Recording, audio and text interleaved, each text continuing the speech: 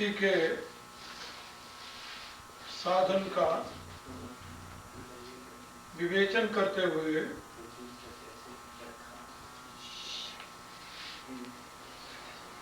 देवर्षि नारद ने ये बात समझाई, भक्त के लिए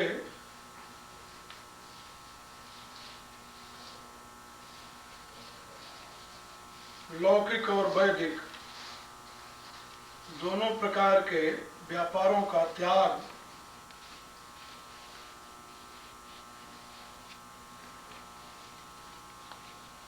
उसके निरोध में हेतु बनता है। पहले दो सूत्रों में भक्ति क्या है ये बताया, तीन सूत्रों में भक्ति का परिणाम क्या है ये बताया। अब 7 और 8 इन दो सूत्रों में भक्ति के लक्षण उसके साधन के रूप में विवेचन करते हुए देवर्षि नारद ने कहा, भक्ति कामना रूप नहीं, निरोध रूप है। निरोध किसे कहते हैं, इस जिज्ञासा के उत्तर में उन्होंने बताया कि लौकिक और वैदिक दोनों प्रकार के व्यापारों का न्यास माने त्याग जो है वही निरोध का स्वरूप है। इसी बात को महर्षि पतंजलि ने भी कहा है, दृष्टा अनुश्रविक विषय विस्तृष्णस्य वशीकार संज्ञा वैराग्य। उन्होंने कहा, देखे हुए जितने दुनिया के भोग हैं और सुने हुए जितने स्वर्ग आदि के भोग हैं, इन दोनों प्रकार के भोगों की कामना का पूर्ण रूप से त्याग कर देना ही योग है। यहाँ पर विशेष रूप से जो बात देवर्षि नारद ने कही है वो साधन के रूप में बताई है। लोक व्यापार से दुनिया का भोग उपलब्ध होता है और वैदिक व्यापार से स्वर्ग का भोग उपलब्ध होता है, ऐसा शास्त्र का कथन है। आप यदि लोक में प्रयत्नशील रहेंगे तो आपको दुनिया का भोग उपलब्ध होगा। यदि आप वैदिक विधानानुसार यज्ञादि कर्मों में निरत रहेंगे तो आपको स्वर्ग का भोग प्राप्त होगा। इसीलिए स्वर्ग कामम यजेत, ऐसा वेद का निर्देश है। जिसको स्वर्ग के सुख की कामना हो उसे यज्ञ करना चाहिए, ये वेद का आदेश है। तो जो स्वर्ग की कामना से प्रेरित होकर के यज्ञ का अनुष्ठान करते हैं वो वैदिक व्यापार में निरत होते हैं, और जो संसार के सुख की कामना करके लौकिक व्यापार में निरत होते हैं, लगे रहते हैं, वो लोक व्यापारी कहे जाते हैं। तो यहाँ पर निरोध का लक्षण समझाते हुए देवर्षि नारद ने ये बताया कि निरोधस्तु लोक वेद व्यापार न्यास है। लौकिक व्यापार और वैदिक व्यापार यानी लोक सुख के साधन और स्वर्ग के सुख के साधन, दोनों प्रकार के सुख के साधनों का न्यास पूर्ण रूप से त्याग जो है वही निरोध है। क्योंकि वासना से प्रेरित होकर के ही हम क्रिया करते हैं, यानी वासना के द्वारा ही हम क्रिया में प्रवृत्त होते हैं और क्रिया से हम वासना की पूर्ति करते हैं। ये हमारा सिस्टम चलता है। अब इसमें यदि हम लोक व्यापार वेद व्यापार में प्रवृत्त ही नहीं होंगे तो वासना और उसकी पूर्ति का प्रश्न नहीं पैदा होता। तो यहां पर निरोध शब्द का ही अर्थ यहां किया गया है, निरोधस्तु लोक वेद व्यापार न्यास। अब एक बात और कही है इसमें, तस्मिन अनन्यता तद विरोधी सु उदासीनता। परमात्मा में पूर्ण अनन्यता हो और परमात्मा से विरोधी जो कुछ तत्व है उससे उदासीनता हो जाए। परमात्मा विरोधी साधनों से द्वेष नहीं, उनसे घृणा नहीं, उनसे उदासीनता का उपदेश दिया गया है। ये बात विशेष करके ध्यान देने की है। यदि हम किसी से घृणा करते हैं तो वो भी एक चित्त में दोष उत्पन्न होता है, और यदि किसी में हम राग करते हैं तो उससे भी चित्त में दोष उत्पन्न होता है। राग और घृणा दोनों ही चित्त में दोष उत्पन्न करने के साधन हैं। लेकिन यदि हम किसी से उदासीन हैं तो फिर उसका हमारे चित्त में कोई परिणाम नहीं होता, कोई अफेक्ट नहीं होता, कोई इंपैक्ट नहीं पड़ता। ऐसे समझने, अंग्रेजी में जिसे इंपैक्ट कहते हैं, वो इंपैक्ट हमारे चित्त पर नहीं पड़ता, उसका हमारे चित्त पर इंप्रेशन नहीं पड़ता। इसके उदाहरण में तुलसीदास जी ने बताया है कि जैसे शत्रु मित्र मध्यस्थ तीन ये मन कीने बरियाई, त्यागन ग्रहण उपेक्षणी अहिहाटक तृण की नाई। जैसे सोना है, सोने से हमारा लगाव है, हमने कहीं सोना देखा तो उसने हमारे चित्त को अपनी तरफ खींच लिया। और सर्प से हमें भय है तो कहीं हमने सर्प देखा तो उससे हम दूर होने के लिए कोशिश करने लगे, क्योंकि सर्प से हमें स्वभावतः भय है, सोने से हमें स्वभावतः लगाव है। लेकिन यदि हम रास्ते में चले जा रहे हो, कहीं सोना देखे हो या सर्प देखे हो, उसका इंपैक्ट तो पड़ेगा चित्त में। लेकिन कितनी प्रकार की घासें पौधे रास्ते में आई थी, इनका कोई प्रभाव पड़ता है चित्त पर? कोई नहीं पड़ता। तृण, इसको तृण कहते हैं। जैसे तृण का कोई इंपैक्ट नहीं पड़ता हमारे चित्त पर, सोने और सर्प का तो पड़ता है, तृण का नहीं पड़ता। क्यों नहीं पड़ता तृण का इंपैक्ट हमारे शरीर पर, चित्त पर? इसलिए कि हम तृण के प्रति उदासीन होते हैं। तृण के प्रति हम उदासीन होते हैं। उदासीन माने जिस स्तर का तृण है उससे ऊपर स्थित होते हैं। यदि हम पशु योनि में होते तो फिर तो तृण का ही इंपैक्ट पड़ता, फिर तो सोने का न पड़ता, सांप का भी शायद न पड़ता। क्योंकि पशु योनि जो है वो उस स्तर पर है जहां पर हरी हरी घास का इंपैक्ट पड़ता है, असर पड़ता है, प्रभाव पड़ता है। क्योंकि हम मनुष्य हैं, मनुष्य होने के नाते हम तृण के स्तर से उदासीन माने ऊपर बैठे हुए हैं, ऊपर स्थित है, इसलिए उसका कोई असर नहीं पड़ता। तो यहां पर बताया कि तस्मिन अनन्यता तद विरोधी सु उदासीनता। जो भगवान के भक्त हैं या जो भगवान की भक्ति के मार्ग पर चलना चाहें, उनको भगवान से संबंधित जितने कार्य हैं उनमें उनकी रुचि होनी चाहिए। भगवान से संबंधित जितने चरित्र हैं उनमें रुचि होनी चाहिए।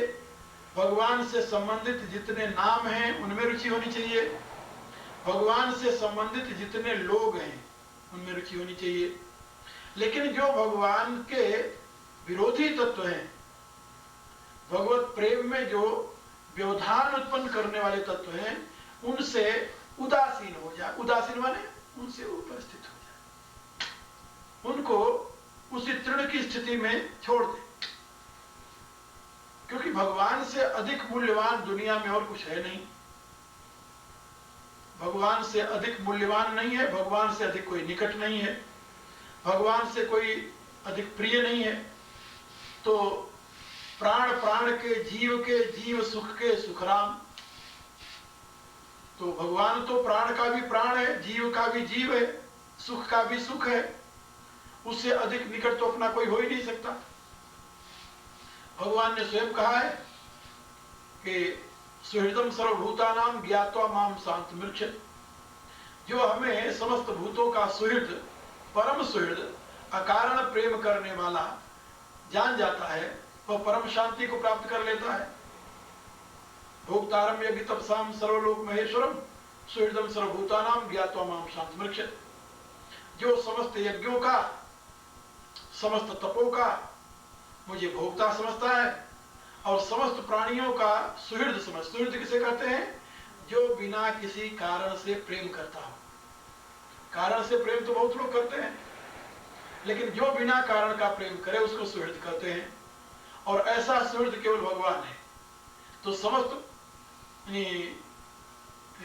संबंधों में जो हम कुछ प्रेम की मात्रा देखते हैं वो किसी न किसी कारण से संबंधित है।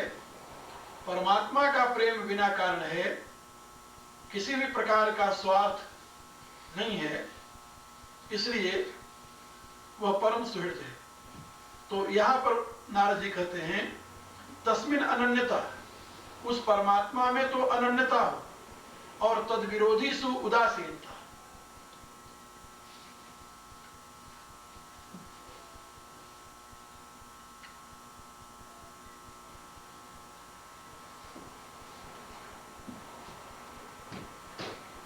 उसके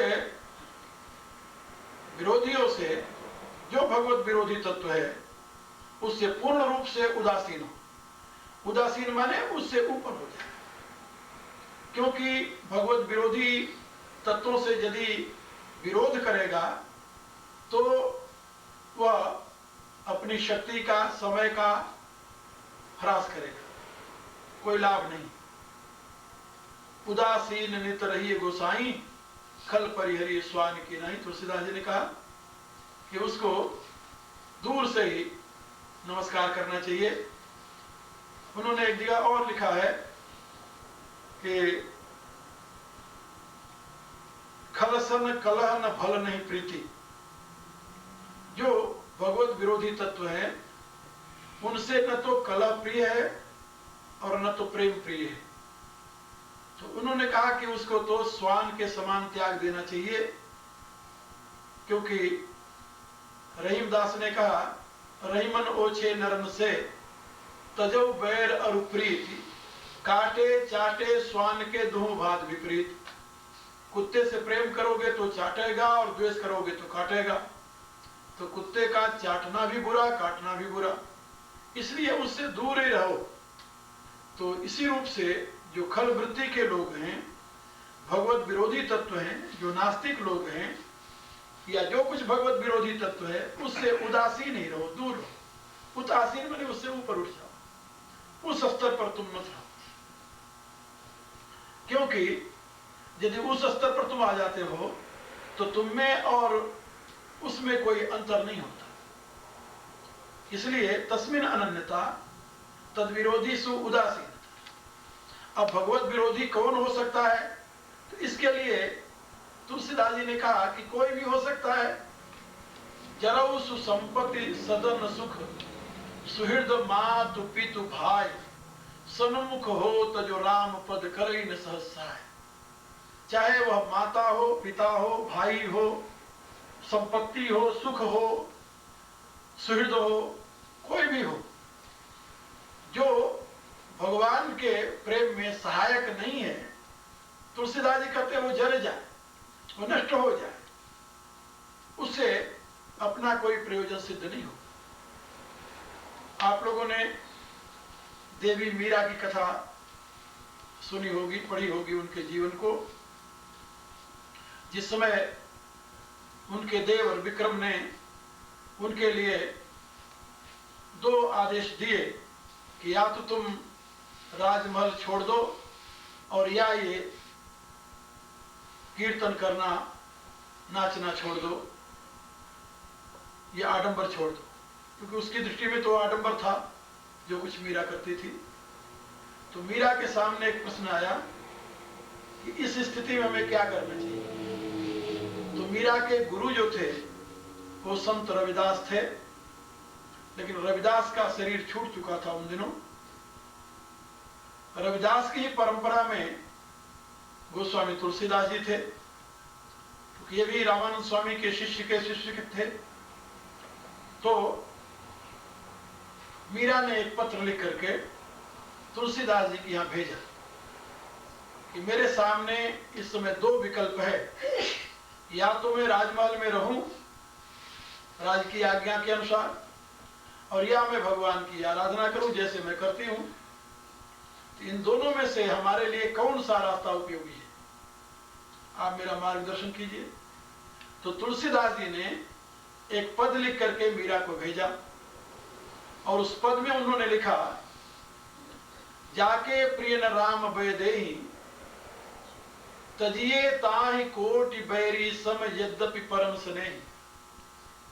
कहा जिसको प्रभु प्रिय नहीं है, श्री सीताराम प्रिय नहीं है, वह परम स्नेही क्यों न हो, उसे करोड़ों बैरी के समान समझ करके छोड़ देना चाहिए। जाके प्रिय न राम बैदेहि तजिए ताहि कोटि बैरी सम यद्यपि परम स्नेही। परम स्नेही क्यों न हो, कहा किसी ने छोड़ा है मेरे से पहले, कहा तजो पिता प्रहलाद विभीषण बंधु भरत महतारी, बलि गुरु तजो कंत ब्रज बनितन भय सब मंगल का। कहा यदि इनका त्याग कर दिया जाए तो उसमें कोई अमंगल नहीं होता, अमंगल की आशंका नहीं होती। तो उदाहरण में कहा कि प्रहलाद ने पिता का त्याग कर दिया, भरत ने माता का त्याग कर दिया, और बलि ने अपने गुरु का त्याग कर दिया, ब्रज की बालाओं ने अपने पतियों का त्याग कर दिया, लेकिन उनका अमंगल नहीं हुआ बल्कि कल्याण हुआ। ना तो नेह नाथ सो मनियत सुहृद सुसेव्य जहालो, अंजन कौन आंख जो फूटे बहुते कहो कहा लो।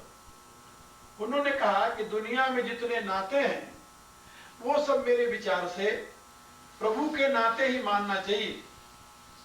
दुनिया में जितने सुहृद हैं, जितने सेव्य हैं, पूजनीय प्रिय परम जहां थे, सब मानिए राम के नाते।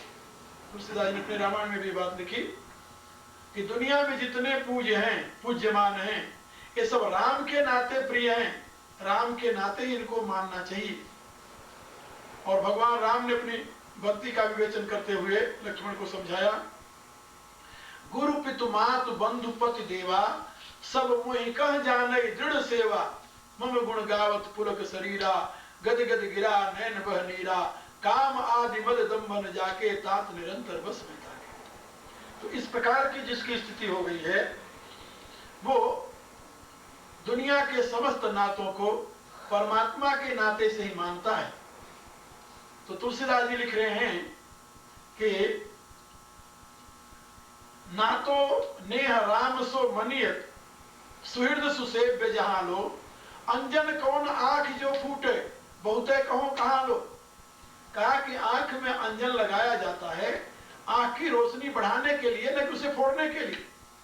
जिस अंजन के लगाने से आंख ही फूटती हो, ऐसे अंजन के प्रयोग से क्या लाभ। इसी रूप से संसार के जिस रिश्ते से भगवान के भक्ति में खलल आती हो, व्यवधान पड़ता हो, उस रिश्ते से क्या लाभ। संसार के सारे रिश्ते तो भगवान को पाने के लिए हैं, संसार के सारे रिश्ते भगवान को पाने के लिए हैं।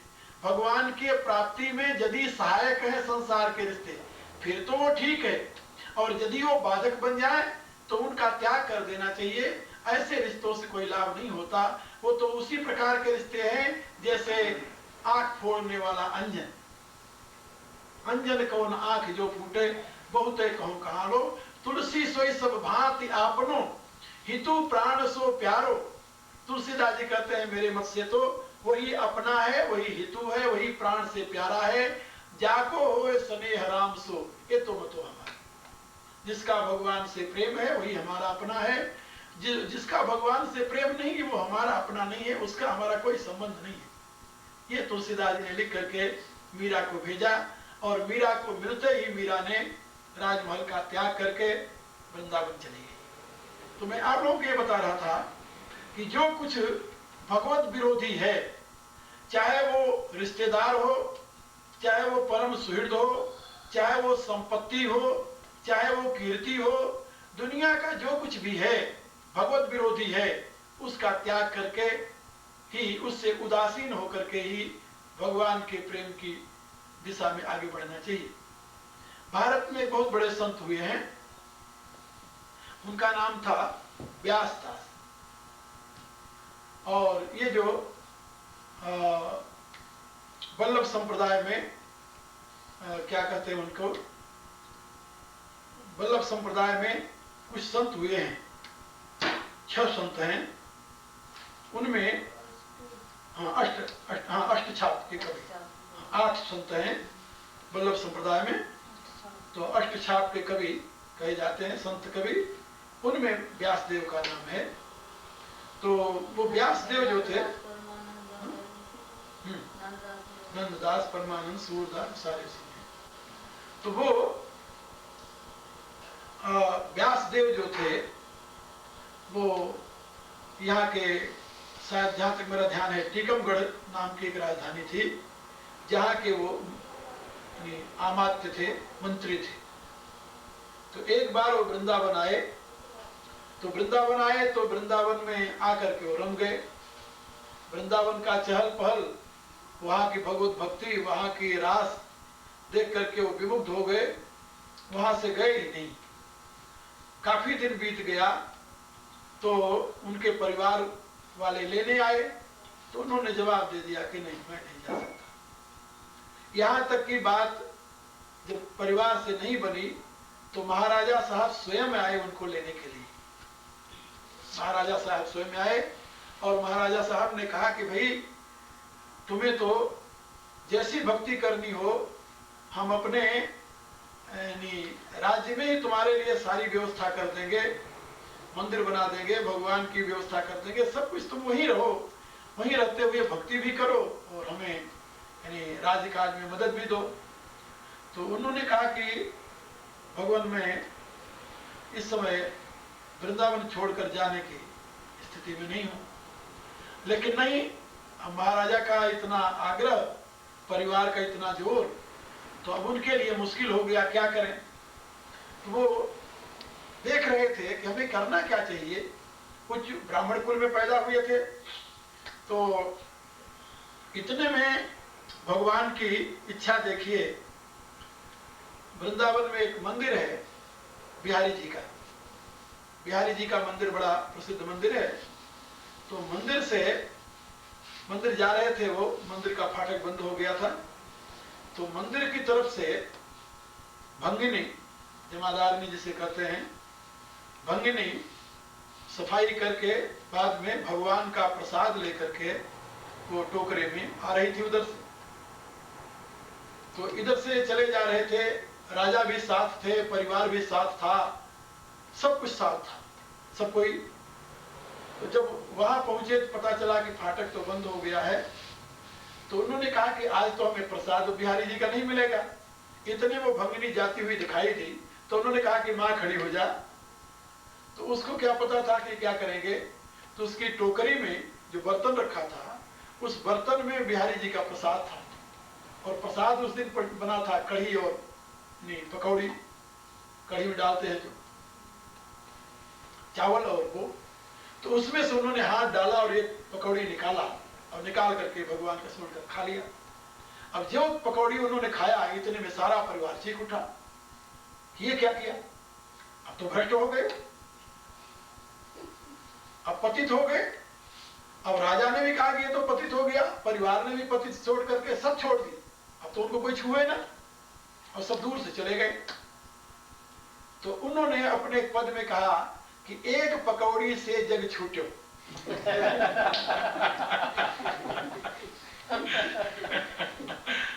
सारा का सारा संसार मेरा,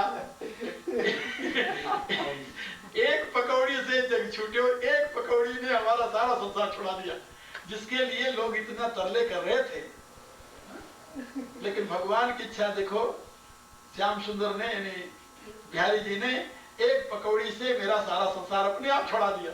अब किसी से कहना ही नहीं पड़ा कि हम नहीं जाएंगे, लोग कहते हैं तुम्हें ले ही नहीं जाएंगे, तो भ्रष्ट हो गया। तो वहां पर वो रह गए। तो मैं आप लोगों को ये बता रहा था कि जो कुछ भी भगवत विरोधी है उसका त्याग करना चाहिए। संतों ने अनेक प्रकार से इसका त्याग किया है, अनेक प्रकार से बड़ी कठिनाइयां सहे हैं। और अनेकों संतों की वाणी, मध्यकाल के संतों की, भक्ति काल के संतों की जीवनी और उनकी वाणियां तो इतनी प्रेरणाप्रद हैं कि मैं क्या बताऊं। उसमें से ऐसे अनेकों उदाहरण मिलते हैं कि कैसे उन्होंने संसार से और भगवत विरोधी तत्वों से मुक्ति पाई। केवल एक मीरा का ही चरित्र नहीं है, उसमें अनेकों ऐसे चरित्र पड़े हुए हैं मध्यकाल के संतों के जीवन में। तो मैं आप लोगों को ये बता रहा था कि देवर्षि नारद का कथन है, तस्मिन अनन्यता, भगवान में अनन्य निष्ठा हो और भगवत विरोधी जो कुछ भी हो, धन हो, तन हो, संपत्ति हो। हम पढ़ते हैं बाइबल में जीसस कहता है कि यदि तुम्हारी एक आंख गलत देखती है तुरंत उसको निकाल कर बाहर फेंक दो। ऐसा न हो कि कहीं उस आंख के नाते तुम्हारे संपूर्ण जीवन को नरक की यातना भोगनी पड़े। जब तुम्हारा एक हाथ बुरे काम की तरफ उठता है तो तुरंत काट कर उसे बाहर फेंक दो। ऐसा न हो कि एक हाथ के कारण तुम्हारे सारे शरीर को यानी अग्नि में तपना हो। यदि एक पांव तुम्हारा गलत रास्ते पर चलता है तुरंत उसे काट कर बाहर फेंक दो। ऐसा न हो कि उस एक पांव के नाते तुम्हें अनंत काल तक यानी नरक की यातना भोगनी पड़े। और ये बात जो है ये वैष्णव संतों की बातें हैं। खैर वो स्वयं वैष्णव संत थे, तो ये वैष्णव संतों की बातें हैं। वहां पर ये बताया है कि जो कुछ भी भगवत विरोधी है, जो कुछ भी धर्म विरोधी है, जो कुछ भी भक्ति विरोधी है, उसको त्याग कर देना चाहिए। उसके त्यागने में तुम्हें संकोच नहीं करना चाहिए। सूरदास जी की कथा तो आप लोगों ने सुनी होगी। बिल्व मंगल से सूरदास कैसे बन गए? जन्म के अंधे तो नहीं थे, बिल्व मंगल तो नेत्र वाले थे, लेकिन उनकी दृष्टि एक स्त्री पर पड़ी और कुदृष्टि से उसे देखा। जब उनको होश आया तो उन्होंने उसी स्त्री से कहा, माँ मेरे को सुई ला दे। और उस स्त्री ने सुई लाकर उन्हें दे दिए और वो उसके देखते देखते सों को उन्होंने अपने आंख में डाल दिया। तो मेरे कहने का अभिप्राय है कि जो कुछ भी भगवत विरोधी है उससे ऊपर होकर के, उससे दूर होकर के, उससे परे होकर के भगवान में अनन्य भावना से अनुरक्ति रखना ही भक्त का जीवन है। अब 10वें सूत्र में देवर्षि नारद कहते हैं, अब पहले सूत्र में जब कहा 9वें में, तस्मिन अनन्यता तद्विरोधी सु उदासीनता, परमात्मा में पूर्ण अनन्यता हो और परमात्मा विरोधी जो तत्व है उससे उदासीन हो जाए। अब यहां एक प्रश्न हुआ कि अनन्यता किसे कहते हैं? तो अगले सूत्र में अनन्यता की व्याख्या कर रहे हैं 10वें में, अन्याश्रयाणाम त्यागो अनन्यता, अन्य आश्रय का त्याग कर देना ही अनन्यता है। अन्य आश्रय माने दुनिया के जितने आश्रय हैं। तुलसीदास जी ने अपनी कवितावली में लिखा है, जड़ पंच मिले जिन देह रची, करनी लख सो धरनी धर की, जनकी कहू क्यों करी है न संभार, जो सार करे सचराचर की। तुलसी रघुनाथ समान को आन, है सेवकी जासु रमा घर की, जग में गति जाहि जगत पथ की, परवाह है ताहि कहा नर की। कहा जिसने भगवान का सहारा लिया उसको मनुष्य के सहारे की क्या जरूरत पड़ी है। उन्होंने अपने रामायण में लिखा, गोस्वामी जी ने, मोर दास कहाई नर आशा, करे तो कहो का विश्वासा। भगवान कहते हैं भगत तो मेरा कहता है और आशा मनुष्य की करता है, कहो उसका क्या विश्वास है।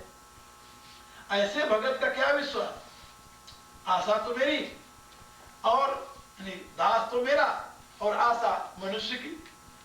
तो तुलसीदास जी ने कहा कि जल जाओ जी जो कहो और कोहो, मेरी जीवा जल जाए प्रभु यदि मैं कहूं कि मैं दूसरे का हूं, आप कैसे कहूं।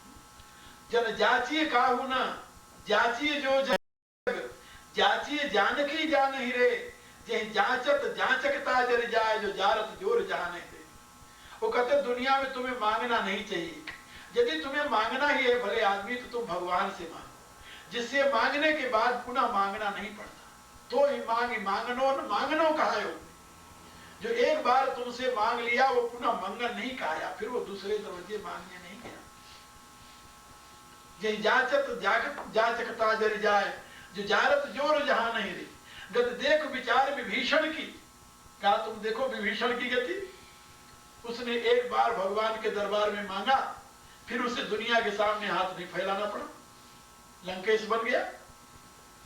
गत देख विचार विभीषण की, पुण्यानु ये हनुमान ही रे, तुलसी भज संकट मोचन को प्रभु, संकट कोट कृपा नहीं रे।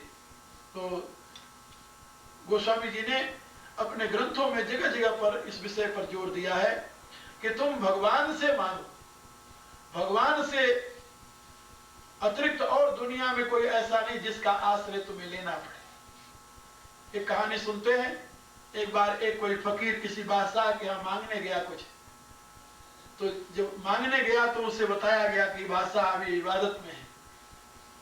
कहा इबादत में है तो हम उनको कुछ कहते नहीं, मैं देखूं तो क्या इबादत कर रहे हो।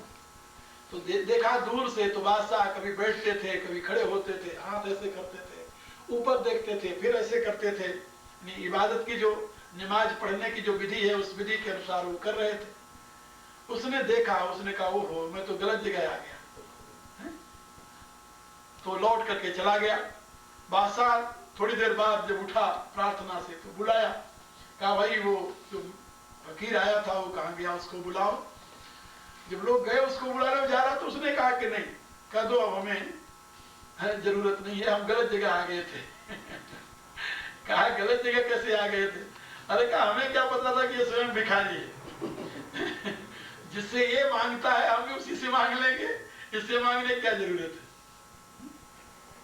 जो लोग भगवान के दरवाजे के भिखारी बन गए या भगवान की शरण ले ली, उनको पुनः संसार से मांगने की आवश्यकता नहीं रहती। इसीलिए भगवान ने गीता में बताया संतुष्टो एन केनचित, जो मेरे भक्त हैं वो तो संतुष्टो एन के, वो तो सदैव एन के प्रकार में संतुष्ट रहते हैं, उनको दुनिया के सामने कहीं हाथ फैलाने की जरूरत नहीं होती। जो प्रभु के दरबार का आश्रय ले लिया उसको अब किसका आश्रय चाहिए।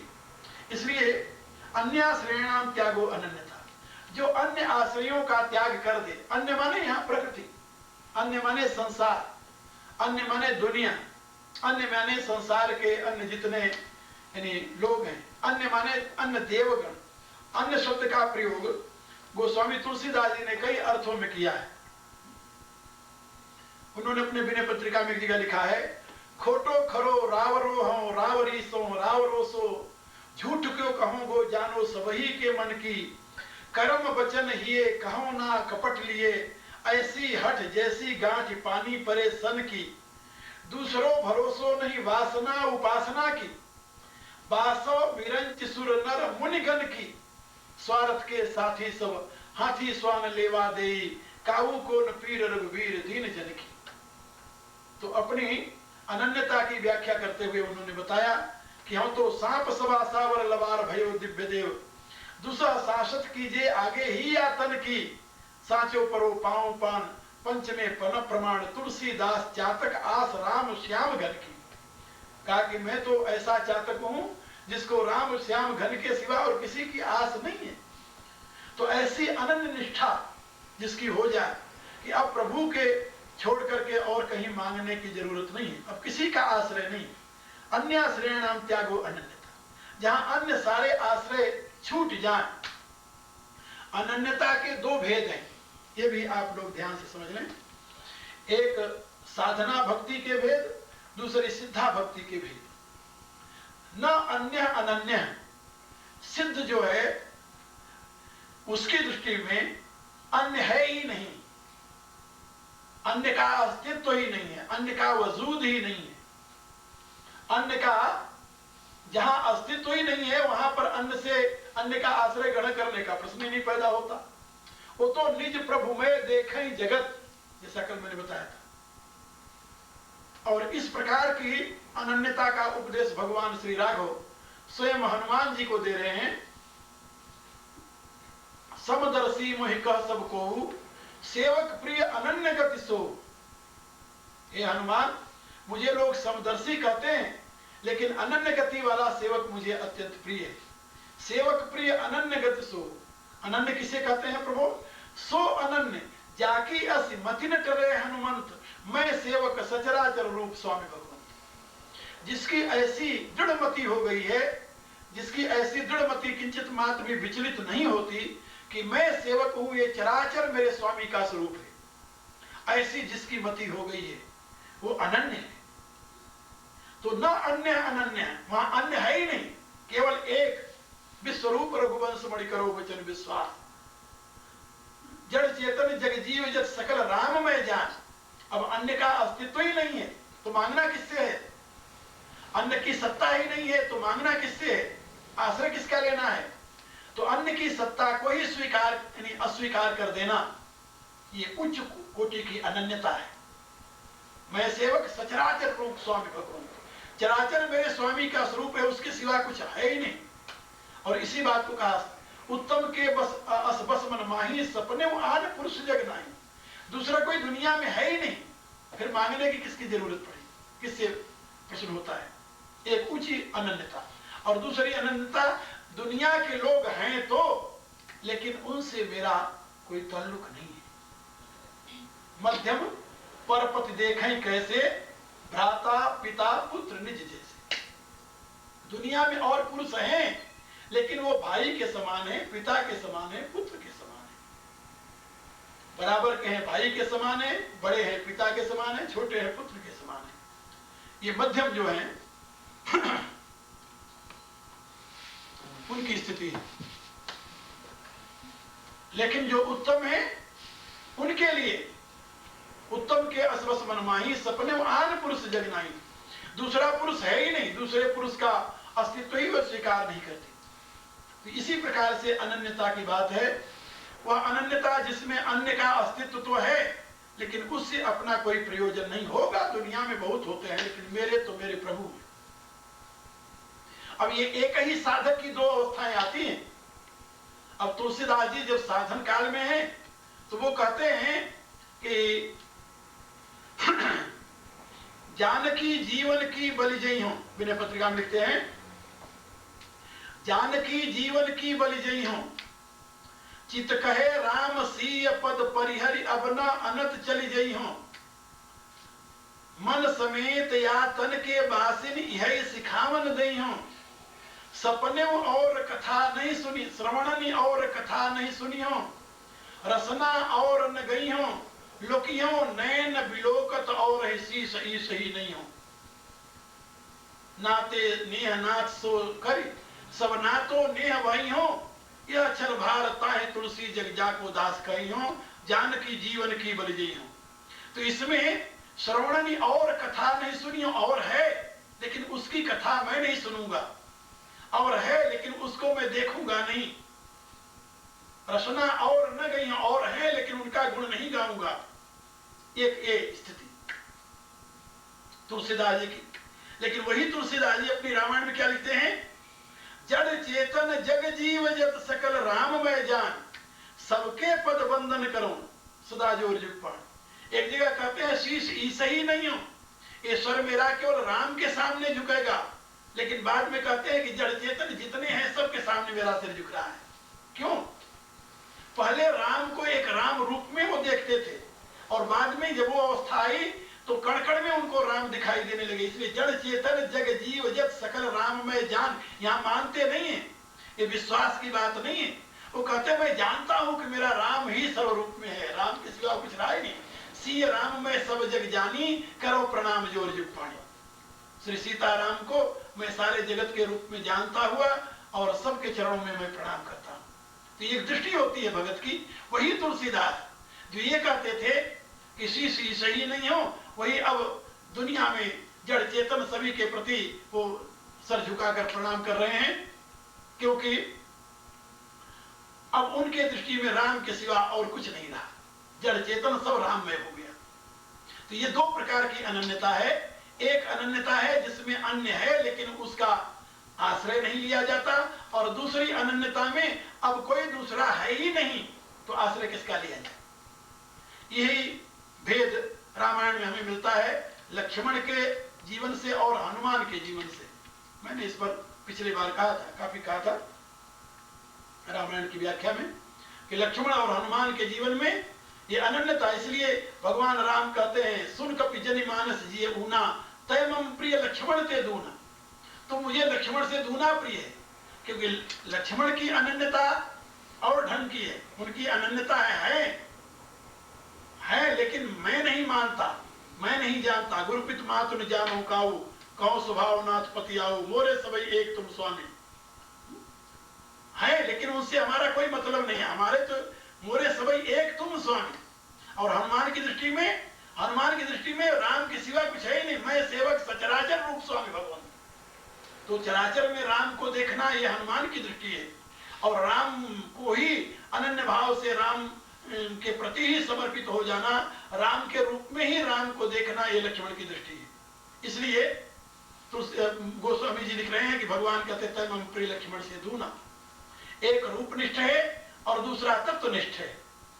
तो ये जो दो प्रकार की निष्ठा है, तो यहाँ पर इसमें अन्य आश्रयाणाम त्यागो अनन्यता, अन्य के आश्रयों का त्याग, अन्य है लेकिन उसका आश्रय नहीं लेना, क्योंकि साधना भक्ति है।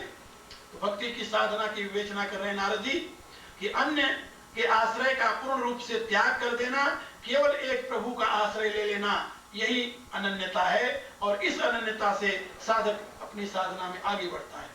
अब आगे बता रहे हैं 11वें सूत्र में, लोके वेदेषु तदनुकूलाचरणम तद विरोधीषु उदासीनता। कहा कि जो साधक है, अभी पहले बता दिया कि लोक वेद व्यापार न्यास, पहले कह दिया कि जो साधनी भक्ति चाहे उसको लोक वेद व्यापार का त्याग कर देना चाहिए। कहा ये तो सिद्ध लोग ही कर सकते हैं, हर एक आदमी तो नहीं कर सकता। जो अभी भक्ति के मार्ग में कदम रखा है वो कैसे लोक वेद व्यापार का त्याग कर देगा, न्यास कर देगा। तो यहाँ पर नारद जी कहते हैं कि ये तो साधक के लिए मैं बता रहा हूं कि अन्य आश्रयाणाम त्यागो अनन्यता, सर्वप्रथम तो अनन्य हो जाए, अन्य आश्रयों का त्याग कर दे। दुनिया के जितने देव हैं, दुनिया के जितने तत्व हैं, दुनिया के जितने मनुष्य हैं, सभी के आश्रयों का त्याग कर केवल एक प्रभु का आश्रय ले, इष्ट का आश्रय ले, एक। और दूसरा, लोके वेदेषु तदनुकूल आचरण, लोक में भी और वेद में भी जो भगवत अनुकूल आचरण है वही करे, जो भगवान के प्रेम के अनुकूल है। जैसे कबीरदास जी ने लिखा अपने उसमें दोहे में, कथा कीर्तन कलि विषे भव सागर की नाव, का कबीर भव तरन को नाही न और उपा। का कथा और कीर्तन ये दो ही ऐसे साधन हैं जिससे संसार सागर से तरा जा सकता है। कबीर कहते हैं इसके सिवा और कोई उपाय नहीं है। और एक दोहे में उन्होंने कहा, कथा कीर्तन करण की जाकी निस्दिन रीत, का कबीर ता संत से अवश्य कीजिए प्रीत। कहा जो संत भगवान के चरित्र का गान करता हो, सत्संग करता हो और भगवान के पवित्र नाम का गान करता हो, कीर्तन करता हो, उस संत से अवश्य प्रेम करना चाहिए, अवश्य प्रेम करना चाहिए।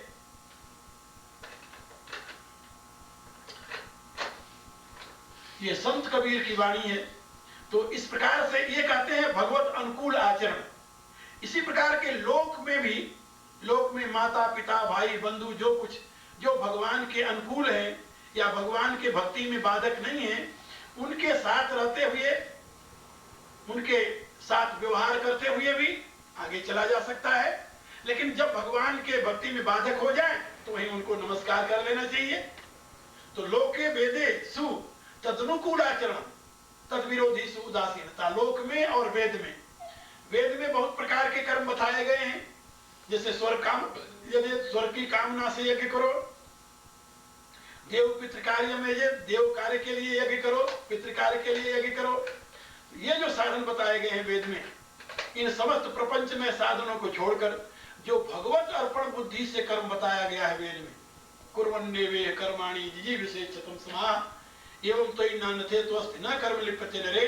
इस मंत्र की व्याख्या में मैंने ईशोपनिषद के इसकी विवेचना की है और इसकी व्याख्या सुनाई है। तो उसमें ये बात समझाई गई है कि जो भगवत अनुकूल आचरण है, लोक व्यवहार वेद व्यवहार दोनों प्रकार का, लोक में भी वेद में भी, उनका अनुकरण करना चाहिए, उनका पालन करना चाहिए। लेकिन जो भगवत विरोधी है उसका कभी भी आचरण नहीं करना चाहिए। इसलिए लोके वेदेषु तदनुकूल आचरण तद विरोधीषु उदासीनता। लोक में जो भगवत विरोधी है उससे उदासीन हो जाओ, वेद में जो भगवत विरोधी है उससे उदासीन हो, उसकी निंदा मत करो, उदासीन हो जाओ। उदासीन माने हमारे लिए ठीक नहीं है, तुम्हारे लिए ठीक होगा तो होगा। भगवान बुद्ध से जब कोई कहता था कि वेद में ये लिखा हुआ है तो कहते थे लिखा होगा, हमारे लिए ठीक नहीं है।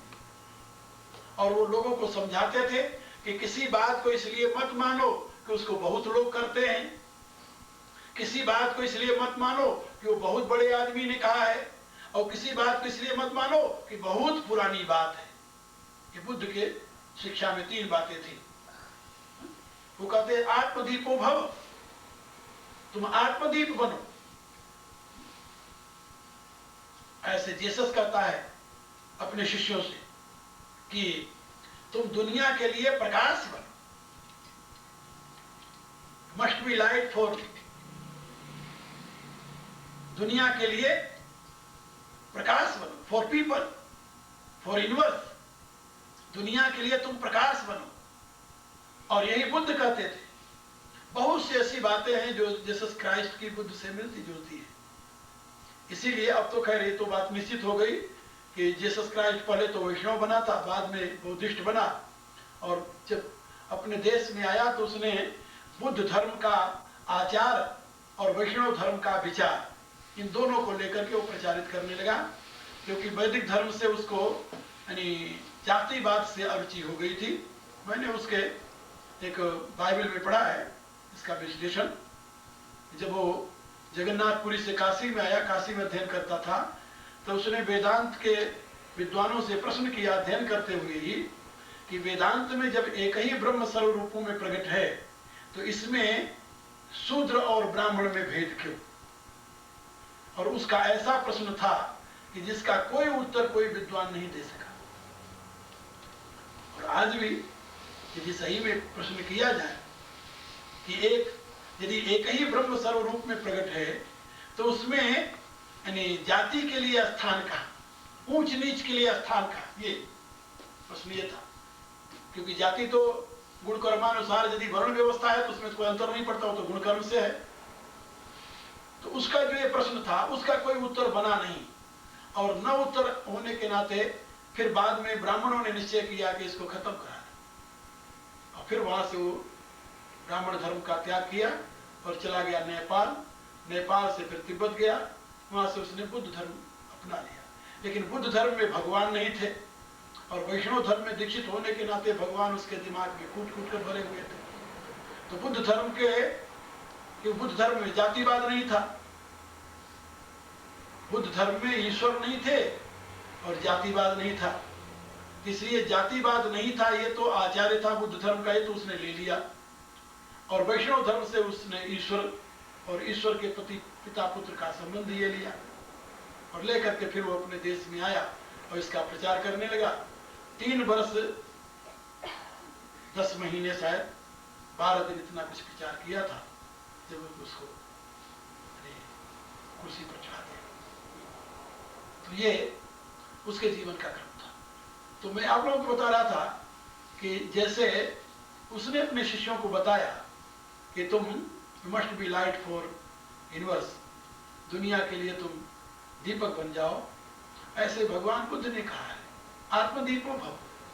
किसी बात को इसलिए मत मानो कि बहुत बड़े आदमी ने कही है, किसी बात को इसलिए मत मानो कि बहुत पुराने लोगों ने कही है, किसी बात को इसलिए मत मानो कि बहुत लोग मानते हैं। बहुतायत हमेशा मूर्खों की होती है, बहुत लोग जिस बात को मानते हो सत्य होगी ऐसा कोई नियम नहीं है। तो बुद्ध भगवान का एक कथन रहा है। और यहाँ पर वही बात ये बताया गया कि जो तुम्हारी बुद्धि में आती है, बात समझ में आती है, उसी को तुम ग्रहण करो। तो महात्मा नारद ही कहते हैं लोके वेदेषु तदनुकूल आचरण, लोक और वेद में भी जो भगवान के अनुकूल हो, भक्ति के अनुकूल हो, भगवान की प्रेम के अनुकूल हो उन्हीं आचरणों को तुम अपनाओ, और जो उसके विपरीत है उससे तुम उदासीन हो जाओ, उससे तुम उदासीन हो जाओ, उसका विरोध मत करो। विरोध करोगे तो तुम बीच में ही रह जाओगे। मैं जब शुरू में प्रचार में चला तो मेरे गुरुदेव ने मुझे एक ही उपदेश दिया कि तुम कभी किसी का खंडन नहीं करना। नहीं तो उन्होंने बताया कि यदि तुम किसी खंडन में लग गए तो तुम्हारी शक्ति का, तुम्हारी योग्यता का, तुम्हारे समय का ह्रास होगा और उससे कोई लाभ नहीं होने वाला। जिसने जो अपना सिद्धांत बना रखा है उसको वो पकड़े रहेगा। तुम यदि उसका खंडन करोगे तो वो उसके रक्षा के लिए तुमसे लड़ेगा। तो उन्होंने एक कहानी सुनाई कि बिना मिटाए लकीर छोटी कैसे हो जाए। ये कहानी बीरबल के नाम से प्रचलित है। तो उन्होंने कहा कि बिना मिटाए लकीर कैसे छोटी हो जाए। एक व्यक्ति ने लकीर खींचा और उसने घोषणा की कि बिना मिटाए कोई इसको छोटी कर दे तो उसको इतना इनाम मिलेगा। तो कोई बिना मिटाए कैसे छोटी करे उसे। तो बीरबल वहां जब पहुंचा तो उसने कहा कि ये तो छोटी सी बात है, कहा भी मैं छोटी कर देता हूं इसे बिना मिटाए। तो उसने उसके ऊपर एक बहुत बड़ी लकीर खींच दी, बड़ी लकीर खींच दिया, कहा देखो ये अपने आप छोटी हो गई। तो मेरे गुरुदेव ने कहा कि इसी रूप से तुम किसी के लकीर को मिटाने की कोशिश करोगे तो वो तो तुमसे लड़ेगा, कब मिटाने देगा। फिर कहा किसी की लकीर को मिटाओ मत, तुम उससे बड़ी लकीर खींचने की कोशिश करो। अपने आप लोग उस बड़ी लकीर को स्वीकार करेंगे, छोटी लकीर अपने आप छूट जाएगी। तो ये वही बात है, तद विरोधी सो उदासीनता। जो कुछ भगवत प्रेम के विरोधी हो उससे उदासीन हो जाओ, उसको उससे संघर्ष में मत पड़ो, उसके कन्फ्लिक्ट उसके साथ मत करो। और 12वें सूत्र में कहा कि एक बात और याद रखो, भवतु निश्चय दार्ढ्याम दूरधम शास्त्र रक्षण। यदि ये तुम्हें निश्चय हो जाए कि अब तुम भगवान के अनन्य भक्ति मार्ग पर चल चुके हो, तब भी तुम्हें शास्त्र रक्षा के लिए शास्त्रानुकूल आचरण करना चाहिए। ये नहीं कि अब तुम भगवत प्रेम को पा लिए तब तुम्हें शास्त्र से क्या लेना देना है। शास्त्र विरुद्ध काम नहीं करना चाहिए, क्योंकि शास्त्र रक्षण के लिए तुम्हें, जैसे भगवान ने गीता के 18वें अध्याय में बताया कि यज्ञ दान तपो कर्म न त्याज्यम कार्य में होता यज्ञ दान तपस्या पावनानि मनीषिणा। यज्ञ दान और तप को कभी नहीं छोड़ना चाहिए, इसको सदैव करते रहना चाहिए, क्योंकि ये मनुष्यों के भी अंतःकरण को पवित्र करने वाली है। तो यज्ञ दान कर्म को कभी नहीं छोड़ना चाहिए, भगवान का निर्देश है, आदेश है। और जो भगवान का आदेश है वही इसमें शास्त्र के निर्माता देवर्षि नारद ने भी कहा है कि भवतु निश्चय दार्ढ्याम, पूर्ण दृढ़ता के साथ निश्चय हो जाने पर भी ऊर्ध्वम शास्त्र रक्षण, उसके पश्चात भी शास्त्र रक्षा के लिए तुम्हें सत्कर्म से कभी विमुख नहीं होना चाहिए, सत्कर्म में लगे रहना चाहिए। कब तक लगे रहना चाहिए? जब तक तुम्हें अपने शरीर का होश हो। आगे उन्होंने कहा कि जब तक शरीर का होश हो, जब तक शरीर की शुद्धि है, जब तक तुम्हें खाने की शुद्धि है, पीने की शुद्धि है, तुम्हें संसार के और कृत्य कर्म की शुद्धि है, तब तक तुम्हें शास्त्र कर्म को त्यागने की आवश्यकता नहीं है। लेकिन शास्त्र कर्म स्वार्थ की दृष्टि से नहीं, स्वर्ग की दृष्टि से नहीं, परमात्मा की उपासना की दृष्टि से करना। यहाँ पर ये बात उन्होंने समझाई, इसकी व्याख्या कल करेंगे। समय पूरा हो गया। श्री कृष्णं वंदे जगत गुरुं, श्री कृष्णं वंदे जगत गुरुं, श्री कृष्णं वंदे जगत गुरुं, श्री कृष्णं वंदे जगत गुरुं, श्री कृष्णं वंदे जगत गुरुं, श्री कृष्णं वंदे जगत गुरुं। ओम भूर्भुवः स्वः, ओम भूर्भुवः स्वः, तत्सवितुर्वरेण्यं भर्गो देवस्य धीमहि, भर्गो देवस्य धीमहि, यो यो न प्रचोदयात्, यो यो न प्रचोदयात्। सर्वे भवन्तु सुखिनः, सर्वे भवन्तु सुखिनः, सर्वे सन्तु निरामयाः, सर्वे सन्तु निरामयाः, सर्वे भद्राणि पश्यन्तु, सर्वे भद्राणि पश्यन्तु, मा कश्चित् दुःखभाग् भवेत्, मा कश्चित् दुःखभाग् भवेत्।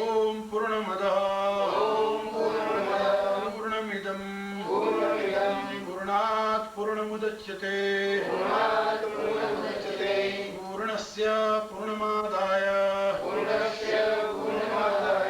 पूर्णमेवावशिष्यते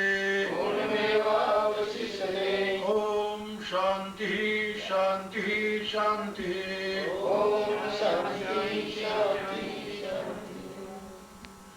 अब आप लोग